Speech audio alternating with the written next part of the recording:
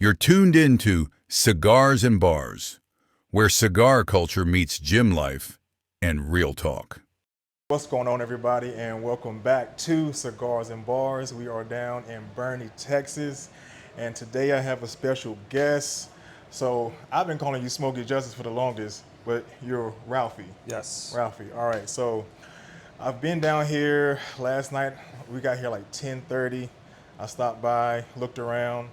Um, Today, grand opening, amazing, and from where I'm sitting and from what I've seen, you have positioned yourself to be one of the top cigar lounges in Boerne, Texas.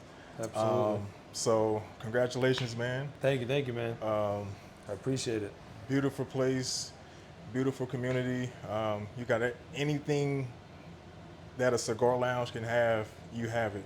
So just introduce yourself to the people, name, and then I'll just ask a few questions. So I'm Ralphy. I retired from the NYPD. I did almost 15 years, and I decided to dabble into the journey of a cigar lounge. And I didn't know how tough this journey was going to be, but we made it. So it was slow and steady, a lot of hiccups, a lot of bumps in the road, but listen, the door's open today, and we are here to stay.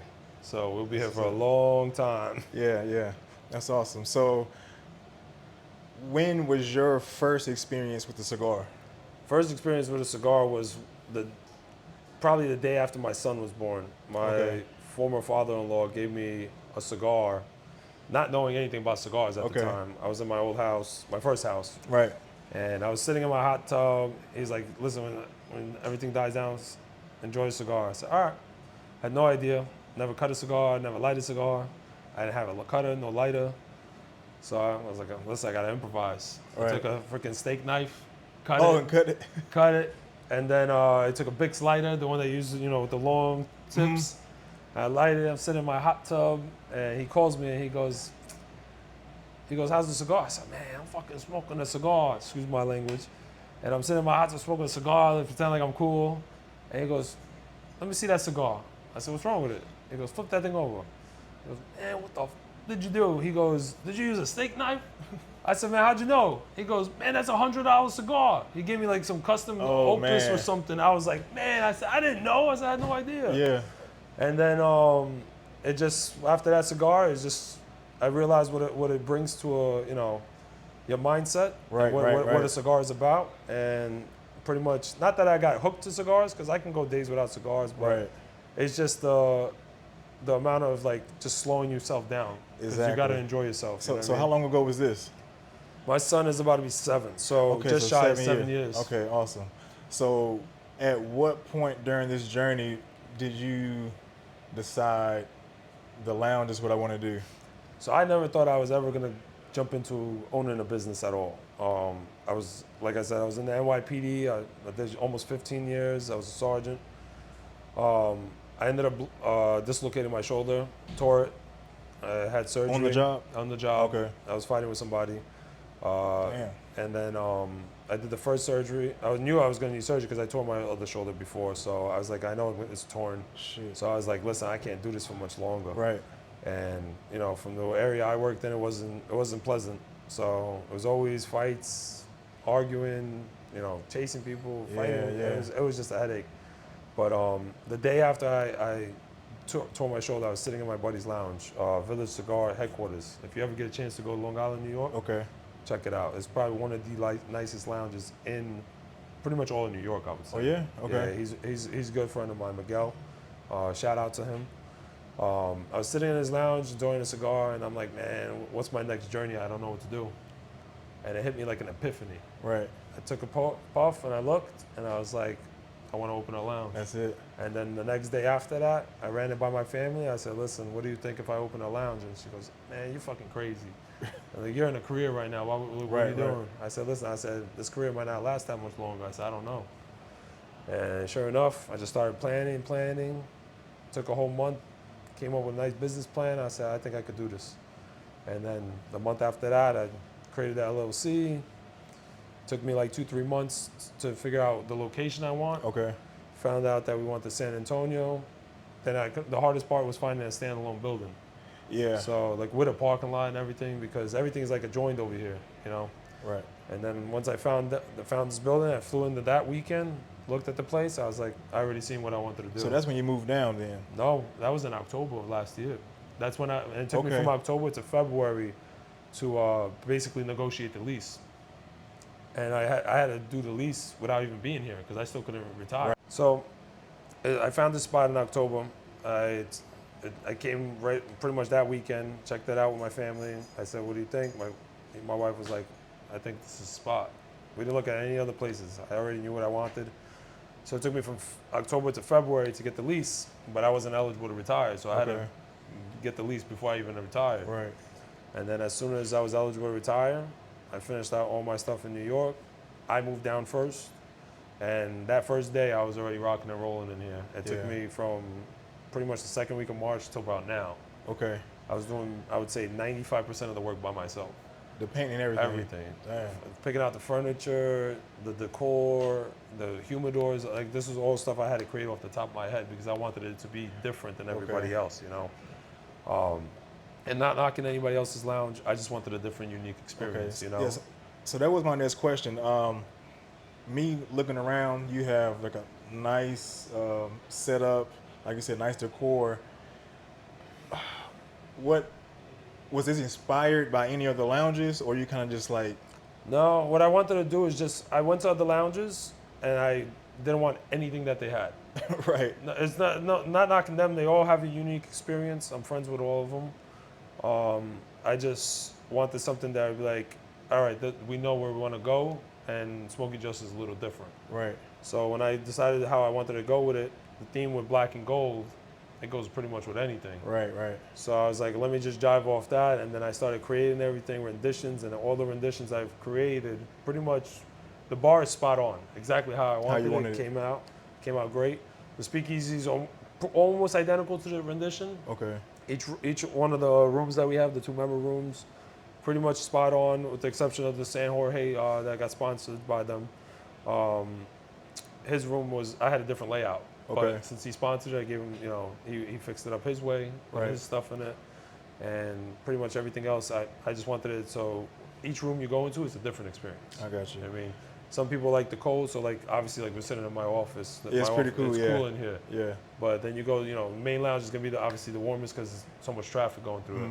Then you go to the 2 rooms, it's cool. The Speakeasy is gonna be cool once the doors are closed. Right. So it's a little bit of everything, and then pretty much anything you want is here. You know what I'm saying? So that was like I wanted to make it convenient, at the same time, like a family. So I got you. As you see, like you've probably seen it. Like I talk to everybody like that. Like, Right. Yeah. Like how I want to be talked to. You know what I mean? Exactly. Like, treat everybody how you want to be treated. Okay. And I just want everybody to come in and enjoy themselves. To me, like it ain't about the money. I mean, no offense, it is always about the money, right? But it's to me to make sure that people like to come here. Yeah, feel welcome. So what's going to set you apart from other cigar lounges in the area? I think the easiest bet is my size. There's nothing. There's nothing that even comes near this size. Yeah, this is huge. Yeah, and it's a lot of real estate, but it's beneficial to everybody because people can pick and choose where they want to be. Right. So it's that whole aspect of the experience. Okay. So whether they want to be on the main lounge, the patio, which the patio is huge too themselves. Yeah, man, there's plenty of space out there. Once it gets all decored with the fire pits and everything, it's gonna look really nice. Yeah. But the thing that's gonna distinguish us is, I think, the way I'm treating everybody. Right. Right. To me, it's not about a business transaction. It's not about the money. It's about them being happy here. Exactly. And you know what I mean? I don't want them to be uncomfortable. And we're a little unique because of the stuff that we carry. Right, you know what I mean? Our drinks are a lot different than a lot of people's. It's been fine-tuned to how, listen, I don't drink a lot, but any one of those drinks on the menu I can drink. And I'm not a drinker. Right. So if I can drink something and I like it, I'm pretty sure everybody else will like can, it. You know? Yeah. And then the cigars is like, the hard part is you go to a lounge, people got the select fews that they like, right? So you'll see we got 175 different SKUs. I mean, that means there's 175 faces. So if you can't find one cigar in that face, then you don't know what you're looking for. Yeah, exactly. Then you're indecisive. But with the experience of me being here, I can, gauge people into what they like by picking their profile. seeing what they like. We'll set them up with a good cigar, Right. pair it with a nice drink, and just let them enjoy themselves. Okay. So what are your go-to cigars? Like, yeah, what's your go-to cigar right now? So I can't be biased. My cigars came out pretty well. They did. And They did. I do enjoy them, but if I have to choose any type of cigars, it's going to be San Jorge and Madre Tierra, which is the one that you're smoking right now. This is amazing right here. So the Madre Tierras, they're growing very fast. San Jorge is growing extremely fast. It's an honor for him to be. I'm the first lounge he sponsored, Yeah. Okay. and now Madre Tierra wants to sponsor a room too. So we're gonna let them battle out. Friendly competition is Okay. good, you know. Right. So, but those are my two go-tos. They have a good, solid lineup. Carlos from San Jorge has four in his lineup right now. He's working on more, and every single one of those sticks are great. Yeah. I mean, Madre Tierra, depending on your strength of profile and everything, they have a massive lineup. But Yeah. there's- So yeah, this is the Habano right here. yeah, that's the This is really 107. good. So that's a mixed Habano. So that Habano hits a lot different than a typical Habano. Okay. Yeah. No, it is strong. So Yeah. it's good. And then like I said, he's got such a crazy lineup that it goes from a Connecticut to a damn Sumatra to a Habano, a broadleaf, even a Candela. And I'm not a fan of Candelas, but Yeah. his Lancero Candela is something It's good. different. Okay. And a lot of people that I was like, "You're smoking the Candela?" And they're like, "Man, this thing is freaking good." Right. And then some people are like, "You gotta carry this." So I was like, "Oh, I guess I'm carrying You it." got now." it. I got you. So that's I think what's going to distinguish us from everybody else. Okay, that's cool, man. So just a little background. We started following each other. It was like last year. I don't know if it was me following you first or vice versa, but since then, I mean, just seeing your growth from just promoting your business, getting everything started, and just how it was lives every day, posting content. I mean, you blew it up. Like I seen your page where where it started, and then how you just got the followings. You got like just engagement going on. So I was like, man, he's killing it. And then when you invited me down, I thought that you was opening last year when you had first reached out. Yeah. He was like, you come to the grand opening. I was like, when is it? It was like 2026. So fast forward, we're here, man, and Yeah. I'm glad I came down. Man, it's an honor, awesome. man. Yeah. Listen, I reached out to a few people. You're one of the few that reached out back. And Right. listen, I'm grateful, and I like to support everybody. You know what I mean? Yeah, man. And I see your journey as well. And listen, I think you do great things. I love your reviews. And I thought it would be great for us to, finally meet. I appreciate And what it. a better way than at the grand opening over here, Yeah, you know what I man, mean? that's awesome.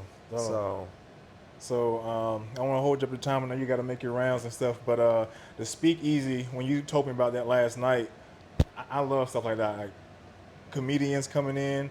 Can you share a little bit about that for the people? yeah, so we're doing every Tuesday starting the following week. We're going to start doing open mic nights. So open mic nights. The week after next?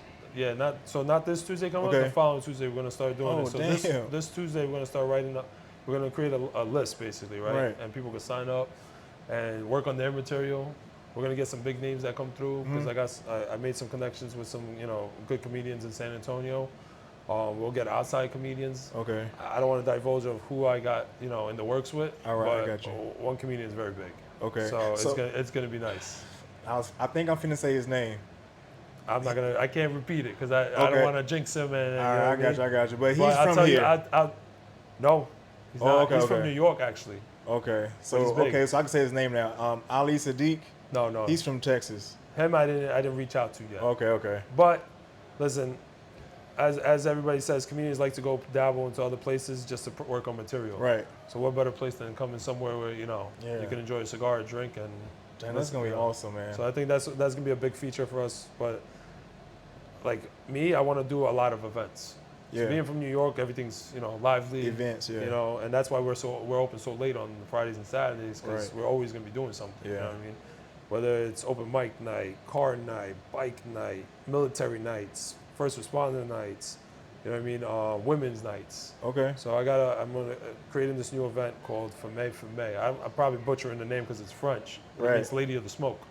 So that'll be our ladies' night. And as you can see, we have a lot of ladies coming Right, through. yeah. So and we'll get a lot more.